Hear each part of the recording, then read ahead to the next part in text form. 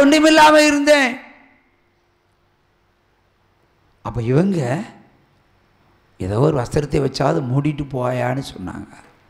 நீ அப்படி இல்லை, நீ செய்த பாவத்துக்கு தான் நிர்வாணமாக நடக்கிறேன்னு சொல்லி எக்காலம் பேசின ஆண்டவர் சொல்லுவார்.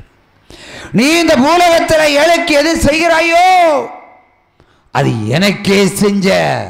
இந்த பூமியில ஏழைக்கு எது செய்யாமல் விட்டாயோ அது எனக்கு செய்த துரோகம். எனக்கு செய்யாமல் விட்ட அவை நன்மை செய்கிறவன் தான் பரலோக ராஜ்யத்தில் பிரவேசிக்க முடியும். நன்மை செய்யாதவன் நரகத்தில் பிரவேசிக்க முடியும். சிங்கக்கேவியோ சூளை நெருப்போர் அவர் என்னை காத்திடுவார். சிங்கக்கேவியோ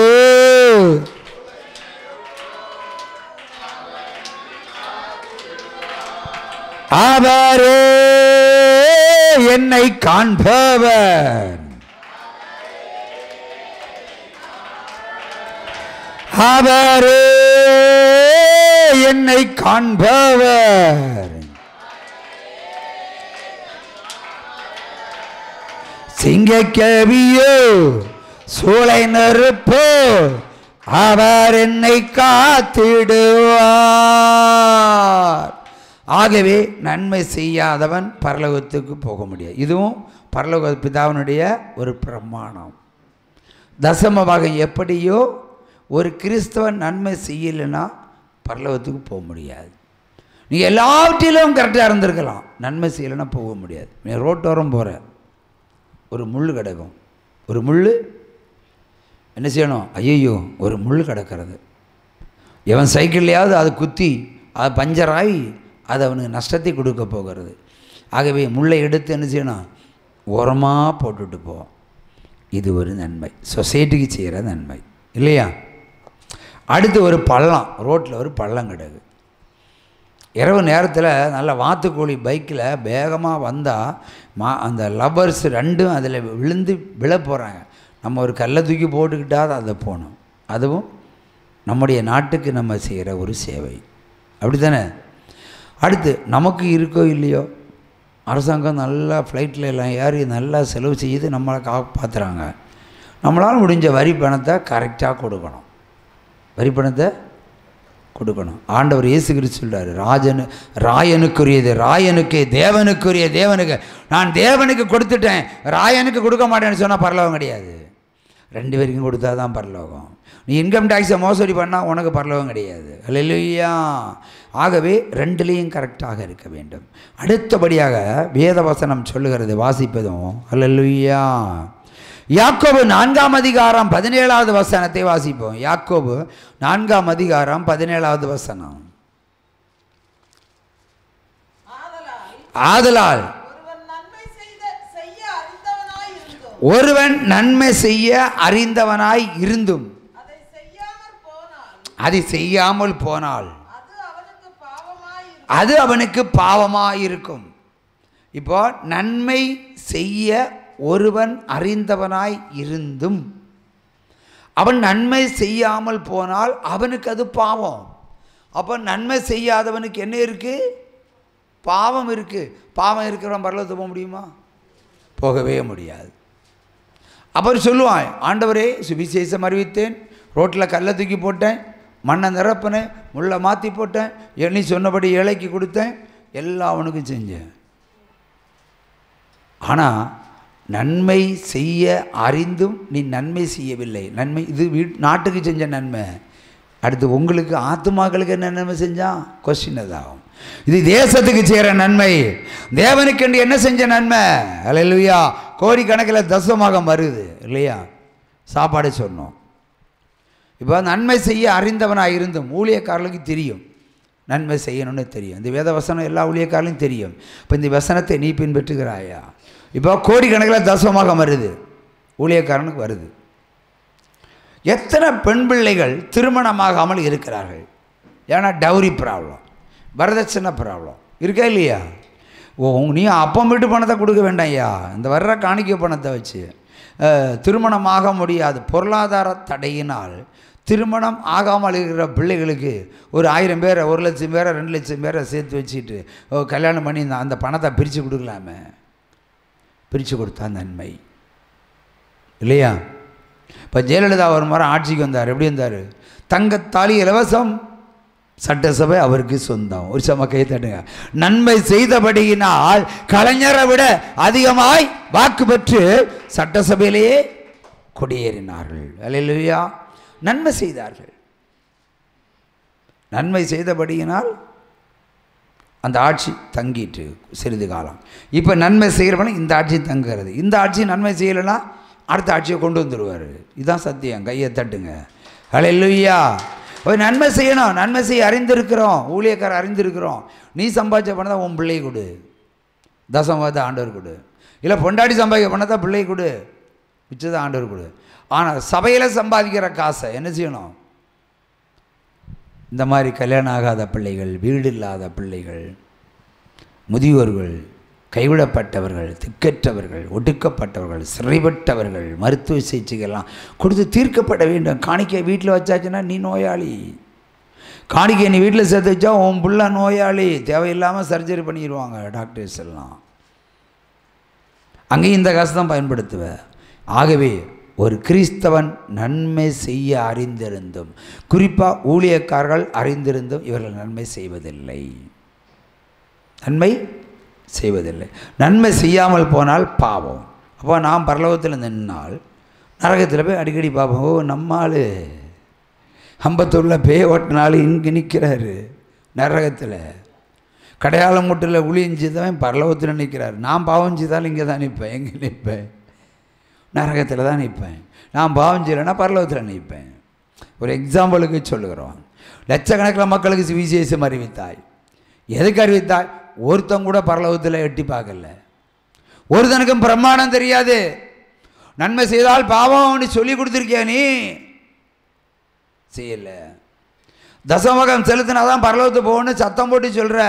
அதை தசமுகத்தை மொத்தம் கொள்ளையிட்டு நீ தானையா கொள்ளையா? தசமம் கொடுக்கலன்னா கோபம் உனக்கு வருது. ஏன் தசமம் கொடுக்கலன்னு விசுவாசிகளை எழுப்பிவிட்டே கேள்வி கேட்குற. ஏன் தசமம் கொடுக்கலன்னு? அப்போ நாங்கள் எல்லாம் சேர்ந்து ஒன்றை எழுப்பிவிட போகிறோம்.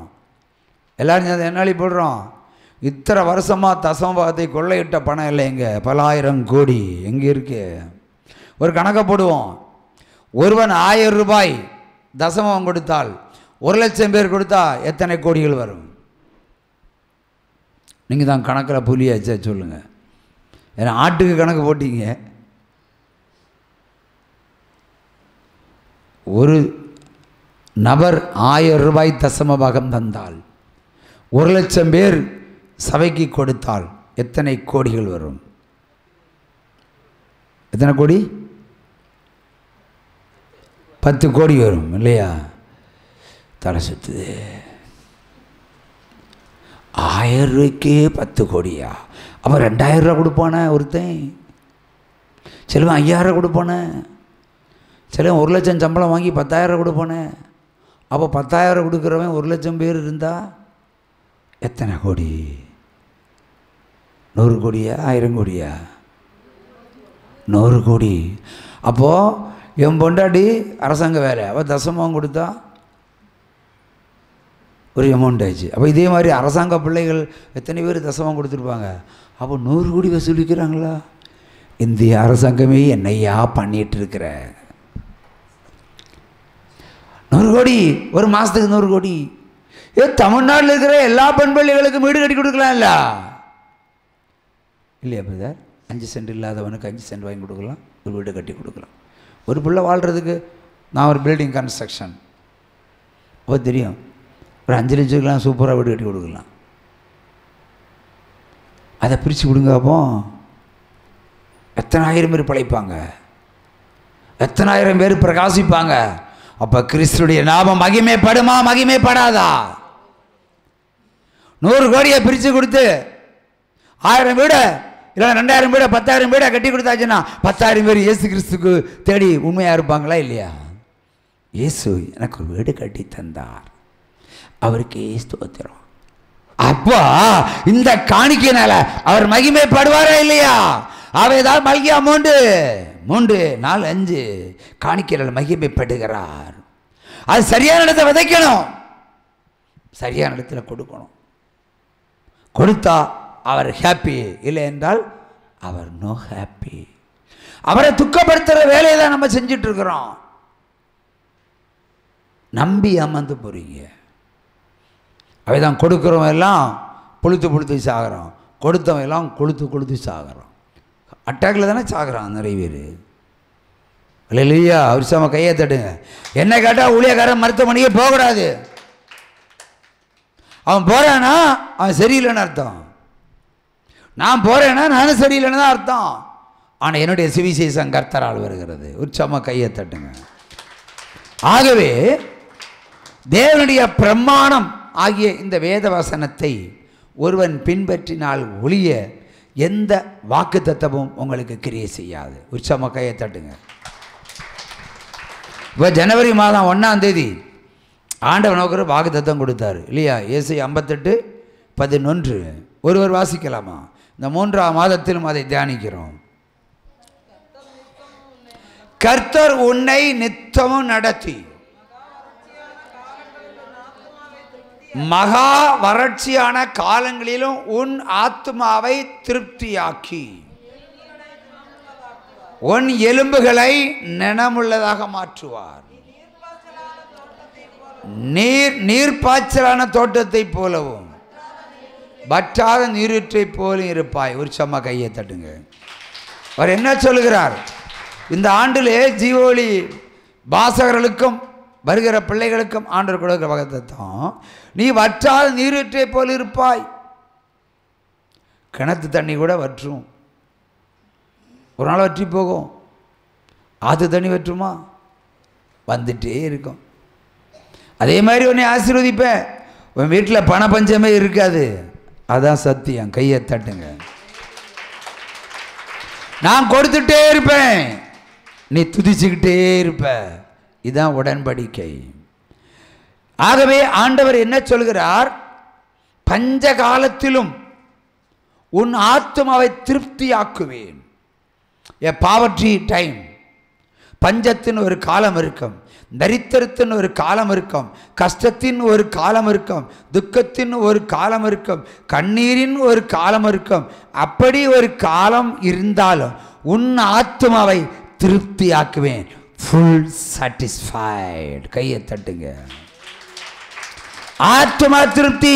ஊர்ல பஞ்சம், ஊர்ல தண்ணி இல்லை, ஊர்ல சாப்பாடு இல்லை, ஆனா உனக்கு பிரியாணியே சாப்பிடும்படி கர்த்தர் உணவை ஆயத்தம் பண்ணி வைத்திருக்கிறார். அல்லேலூயா.